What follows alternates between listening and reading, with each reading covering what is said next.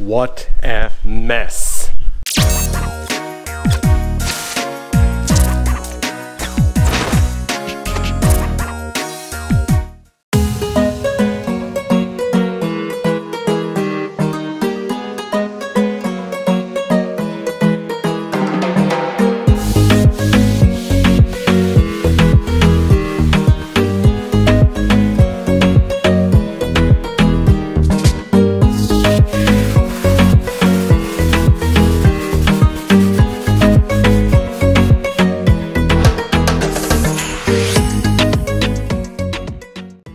So as it turned out, our trip to Bunnings wasn't that much of a success.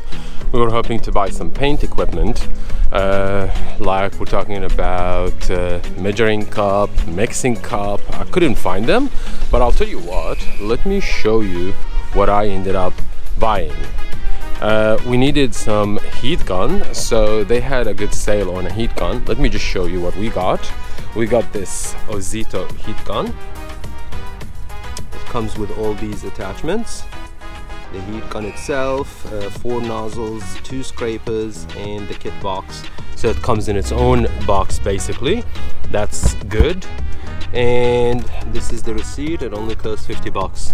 Not bad, not bad. And I also got me some paint samples, because I've got to paint inside my house, so I'm just torn between which colors. Now I've already got a color in mind, I just need to match it up.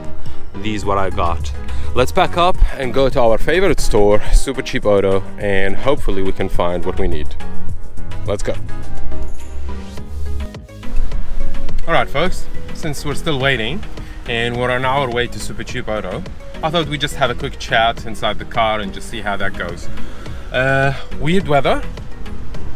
You would think it's super sunny to a point where you just want to switch the AC on, and all of a sudden it's just sun goes, it's cloudy, and it's getting a bit windy. It's a bit weird, but then hey, this is Australia, so everything, you get to see the 4 seasons in one day, so that's a good thing or bad thing. I don't know how you see that. I guess worth mentioning, a lot of people assume that you can buy all the equipment that you need for the project that you want in one go. This is actually not true. What happened is, you go assuming that you got everything that you need, then you go over there and you're about to start your project, then you realize that you're missing out on something, or you ran out of something. So you'll end up going, okay, I need to go another trip to the supply store, and so on and so forth. I guess practice. As you practice it, then you'll know exactly what you need or overstock. Now keep in mind, we're just rookies here. We're just trying to do it for the first time, and we don't want to overstock. So always remember, when you're doing a project, you just need to do it on a budget in a way. Like, just get exactly what you need, not overstocking just in case. I mean, it's just, I guess it depends on how you see it and how you function. I personally prefer to buy what I need with a bit more, because either ways there's always going to be another project. So whatever that I overstock, see, I told you, look, the sun is already out now, which is weird, really weird. The heat gun. Why did we buy the heat gun? Well, basically we needed the heat gun because we need to remove the emblems, we need to remove some stickers on the screen and such, and the best way to do that, and instead of just scraping it and chances are you're gonna break them, the best way to do that is just use a heat gun, and the heat gun basically melts the glue content, and all what you need to do at that point is just peel it off. What else? We need measuring and mixing cups, because we bought the paint, remember, and we bought the reducers. Ratio wise, in order to get the ratio on point, you need to know exactly what you need to do.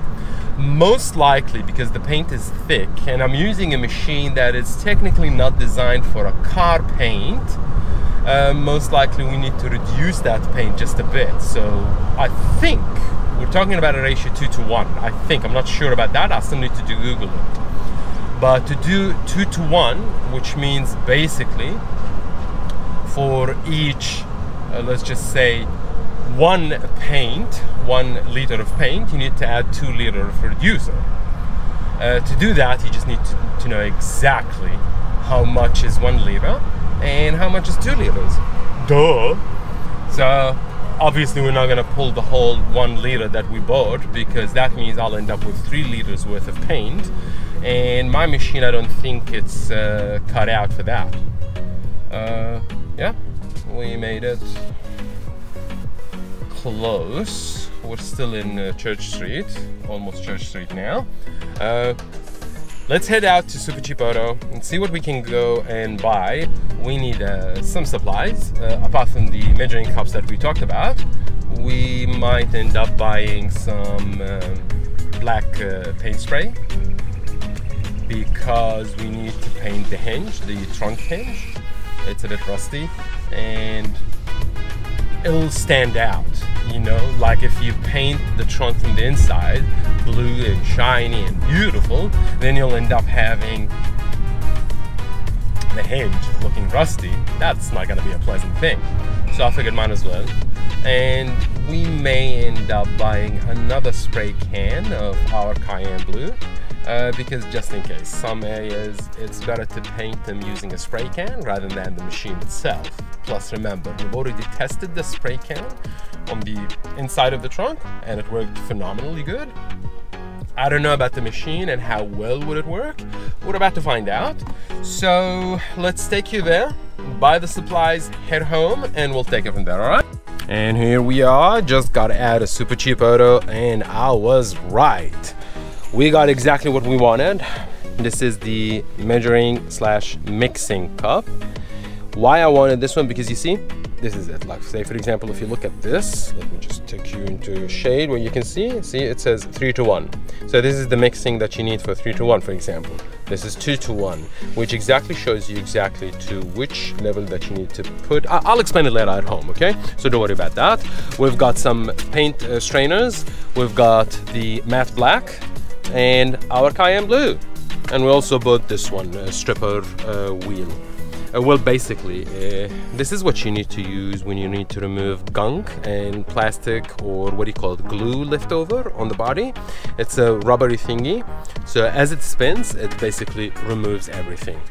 I'm glad I came to Super Cheap Auto. I saw my friend Alifa over there, and she was again over there helpful and amazing. So thank you and a big shout to you again, okay? Let's head home and we'll take it from there. Cool. So guys, we made it home, and just I was saying, this is what we ended up getting. Matte black.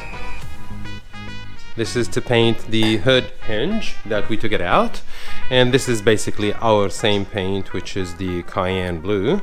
I only bought this one because you never know, you might end up needing one, and plus they did have a special 2 for $24. Strainers for the paint, so that you basically just put it over here when you put the paint, and in order to strain it from any contaminants whatsoever. This is the measuring cup that I was talking about, and it ranges all the way from 1:1 all the way till 1:11. How does it work? Say for example, if you look at 1:1, basically you just need to measure it up, and you look, all what you need to do is, you see the number one, there you go. So you put the first paint and lining up with number 1, and that's it. This is how it works basically. 1 to 2, there you go. So you need to put the first component and the second component, measure it up. So you just need to put the first one, which is to number 2, then line it up to fill it up to the other number 2. This is basically how it works, 1 to 2, and so on and so forth. I think this is how it works.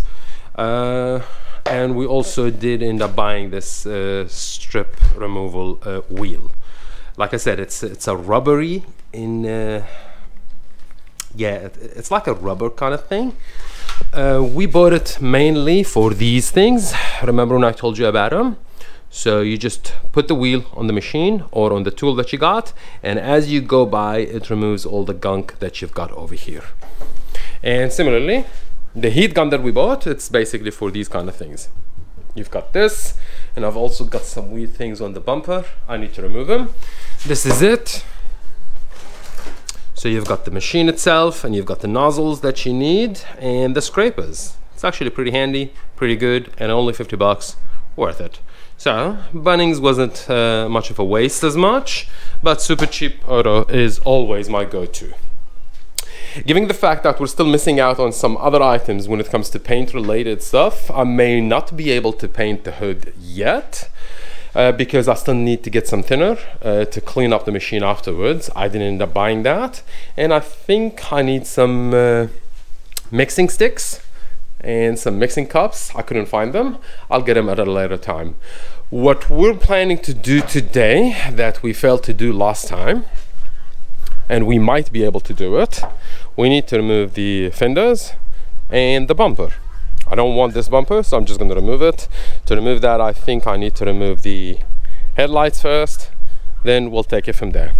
So let's take it step by step and see how we go with that. All right, first step in removing everything, I think the easiest way will be start removing the headlights and the blinker. Not many screws over there. You see, as you can clearly tell that few are missing, but if you look over here, you've got 1, 2 and 3. You just need to remove those, and I'm pretty confident there should be a hidden one somewhere. I'll find it out. Before you remove them, make sure to remove the actual bulbs or the lights. This is basically something like that. You just spin it and just get it out. It shouldn't be that hard. What you need, your power tool and size 10 to get the job done. I'll start removing. I'm not going to bore you with how to remove that. I'll remove them and we'll take it from there, okay? Okay, quick update. This one that I told you about, it says push, so all we need to do is just push here, then that basically allows you to remove it. Easy does it, so it's not going to be that much of a problem. I removed those 2 screws that you find over here, or the bolts that you find over here, and you can see it's slightly moving, but it's not moving because apparently there's another screw somehow hidden there, which means I need to remove this one first to remove that one. But to remove this one, I think I need to remove the bumper. See how it's complicated? What we need to do, remove all the clips from inside, and there should be a screw hidden here. I don't know if you can see it. Yep, that one, holding the bumper to the fender, and after that a couple clips here and there, and that should be it. There were a couple plastic things. There you go. Those, they were here.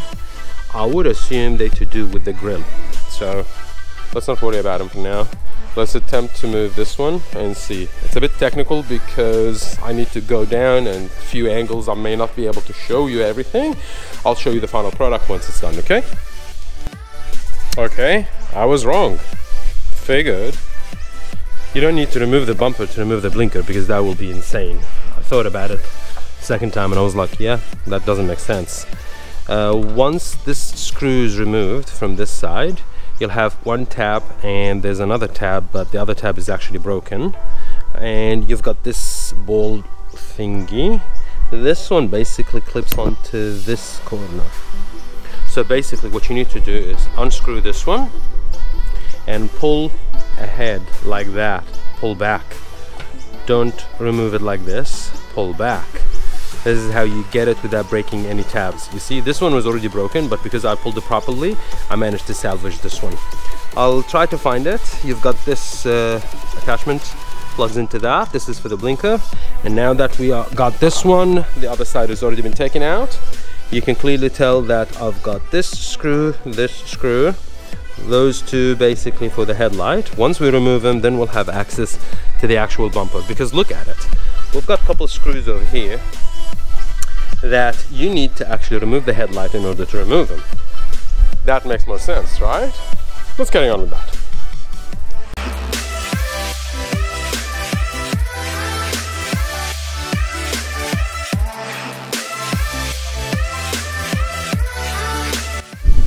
It is definitely worse than I thought.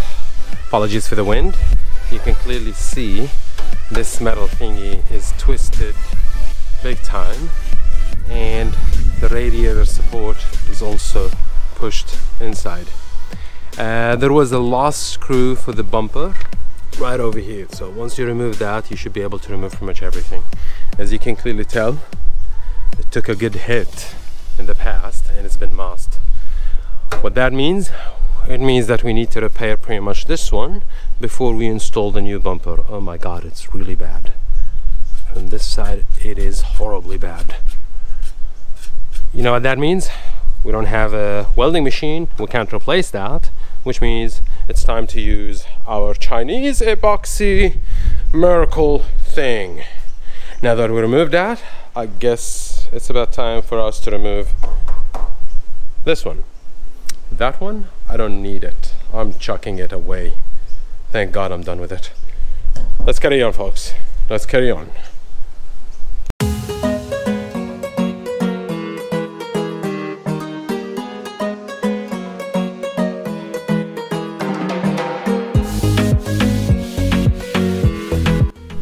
What a mess.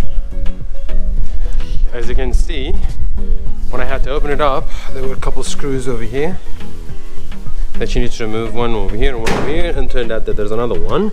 And I had to remove the flap because the flap basically was hooked up to the fender and into this body, so I had to remove that as well. Unplug, and the screws over here and a couple screws at the front, and you're good to go. So there is that. I'm not going to bore you with the other side. The other side is pretty much exactly the same.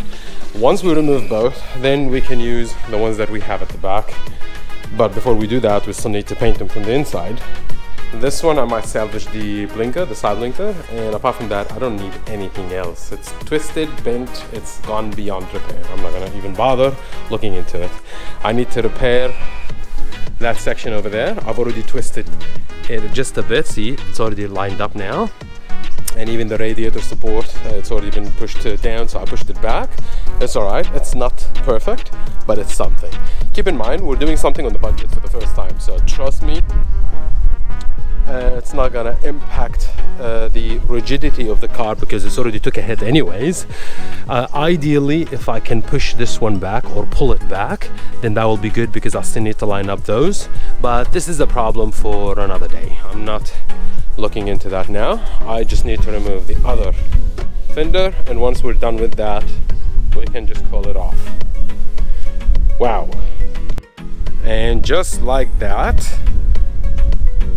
the car is just unrecognizable now. Apologies for the wind, it's getting windy. Remember when I told you see all the four seasons? Now it looks like it's gonna storm.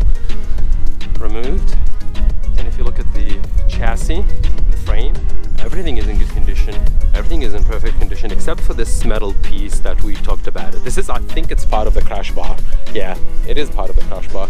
It's not that structurally important for the whole car rigidity and everything. It's basically a piece of metal that puts over there so that the bumper can bolt into it or clips into it. A bit rusty as we discussed, but we'll get to that. We'll use all the Chinese epoxy thingy that we have, and that should basically fix it up. We just need to tap it a bit to put it back into shape. So we removed both fenders, headlights, blinkers, bumper, and the hood. Basically now the car, whatever is left is what I need to keep. I chucked away all the items that I don't need. I still need to dispose of the bumper that I don't need. The rest is basically, this is our hood. It's scratched, sanded, pretty much ready for paint.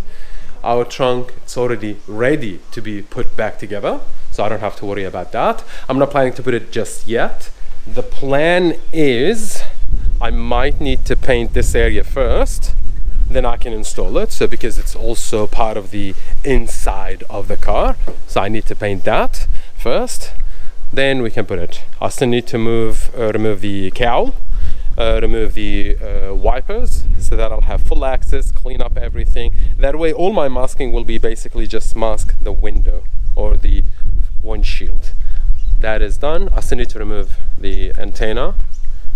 That's not going to be that hard. And you see all these cracks, that's easy. I can put JB weld and put it back into shape, so it's not going to be a problem. You see how clean it is after we cleaned it last time? It's only a matter of just a quick rinse and it's good to go. Next step will be probably tackling the doors. Remember when we said that we've already bought a couple doors? I need to replace this door and that door. It should be an easy now that we remove the fender. There you go. You can just simply remove those bolts, unplug the wiring, and just remove the door. You can use the what do you call it, the hydraulic jack. You just line it up and just put it on top, remove it, and put the other one, so it's not going to be that hard. Okay, sadly there was no paint. Weather is not helping, so definitely we're not painting, but we did something that we were supposed to do. Now it's only a matter of, I just need to clean up the mess that I made over here and outside. You see how dirty it is outside? I need to clean it up.